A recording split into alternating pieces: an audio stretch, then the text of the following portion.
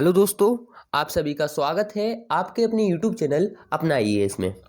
आज के हमारे इस वीडियो के एक हिस्से में हम कवर करेंगे कक्षा 10वीं class 10th social science subject के कम किए गए पार्ट यानी कि रिड्यूस सिलेबस को, और वहीं दूसरे हिस्से में रिड्यूस सिलेबस के बाद ब्लूप्रिंट में आए बड़े बदलाव को भी कवर करेंगे। क्लास 10th सोशल साइंस में एक्चुअल में 15 यूनिट होती थी, जबकि कोविड-19 के चलते गवर्नमेंट ने 5 यूनिट को रिड्यूस कर दिया है, जिसमें हमारी unit number 2, unit number 3, unit number 8, unit number 13 और यूनिट नंबर 15 को हटा दिया गया है।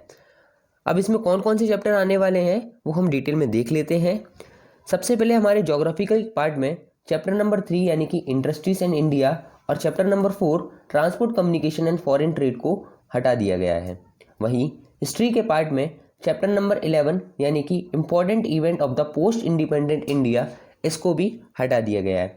सिविक्स यानी कि पॉलिटी आपको पूरी पढ़ना है, और इकोनॉमिक्स सेक्शन में से चैप्टर नंबर 18 और चैप्टर नंबर 21 और 20 यानी कि economic service sector and infrastructure, economic system and globalization, इन तीनों को भी हटा दिया गया है।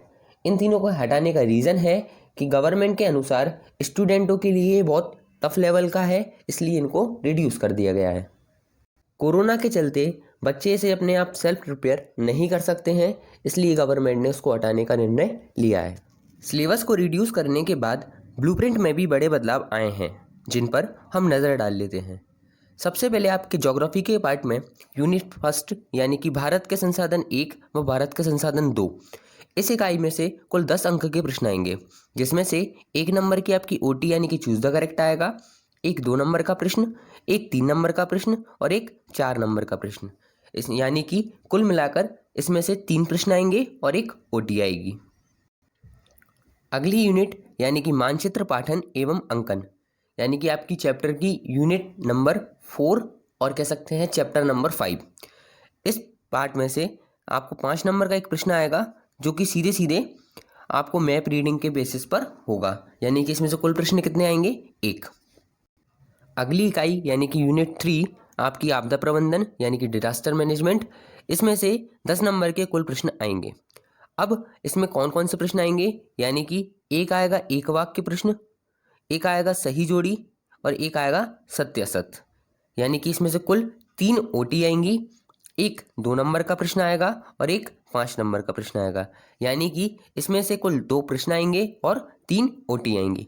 तो यहाँ पर आपका ज्योग्राफी का जो पार्ट था वो खत्म होता है, यानी कि टोटल में आपकी ज्योग्राफी 25 मार्क्स की है, जिसमें से आपको 6 प्रश्न मिलेंगे और 4 OT मिलेंगी। अगली यूनिट है हमारी हिस्ट्री की, यानी कि 1857 का प्रथम स्वतंत्रता संग्राम एवं राजनीतिक संगठन।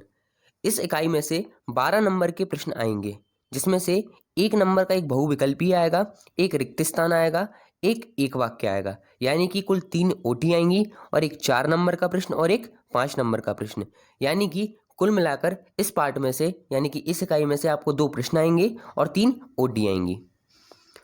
अगली इकाई है हमारी स्वतंत्रता संग्राम से संबंधित घटनाएं तथा स्वतंत्रता संग्राम में मध्य प्रदेश का योगदान। इस इकाई में से आपको कुल 11 नंबर के प्रश्न आएंगे, जिसमें से एक बहुविकल्पी होगा, एक सही जोड़ी होगी और एक होगा 4 नंबर का प्रश्न और एक होगा 5 नंबर का प्रश्न, यानी कि इसमें से भी कुल 2 प्रश्न आएंगे और 2 OT आएंगी। इसी प्रकार हमारा इतिहास जो था वो भी खत्म होता है, जो कि कुल मिला के आपको 23 नंबर का है, जिसमें से आपको 4 प्रश्न मिलेंगे और 5 OT मिलेंगी। अगली इकाई है आपकी भारतीय संविधान, जिसमें से आपको 10 नंबर के प्रश्न आएंगे, जिसमें से एक आपका बहुविकल्पी होगा, एक रिक्त स्थान होगा और 4-4 नंबर के 2 प्रश्न होंगे, यानी कि इसमें से कुल प्रश्न आएंगे 2 और 2 आएंगे आपको OT। अगली इकाई है आपका भारतीय प्रजातंत्र की कार्यप्रणाली यानी फंक्शनिंग ऑफ इंडियन डेमोक्रेसी।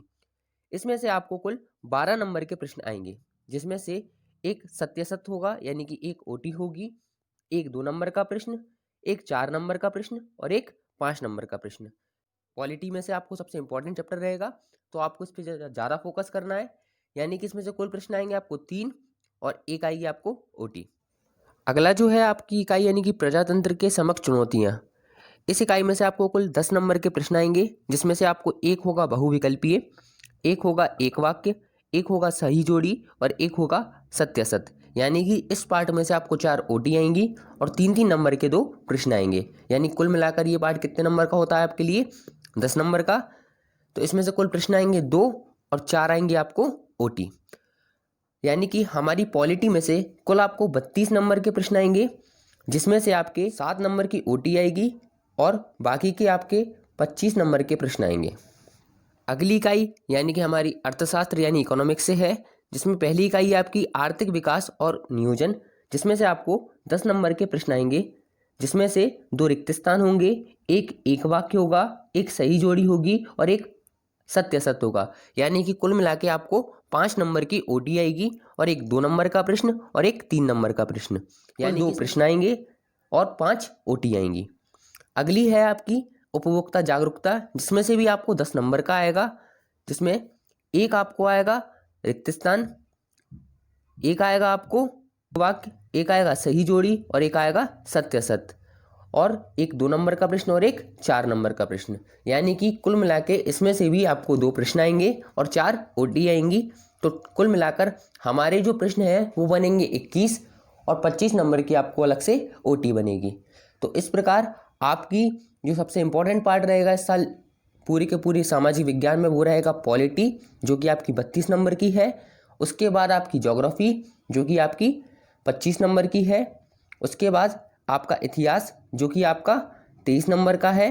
और उसके बाद आपकी जो रहेगी वो थी आपकी अर्थशास्त्र, जो कि आपकी 20 नंबर की है। हमारा बंटन हुआ है, तो आप देख सकते हैं कि किस प्रकार गवर्नमेंट ने इसको बांटा है। आशा करता हूं कि आपके न्यू ब्लूप्रिंट के जितने भी डाउट थे वो क्लियर हो गए हैं, और अगर आपको कोई भी डाउट होता है तो कमेंट सेक्शन में ज़रूर बताएं। धन्यवाद। अगर कहीं आपको हमारा वीडियो पसंद आया तो प्लीज़ लाइक करें, शेयर करें और चैनल को सब्सक्राइब करें और बेल आइकन को दबाना बिल्कुल ना भूलें।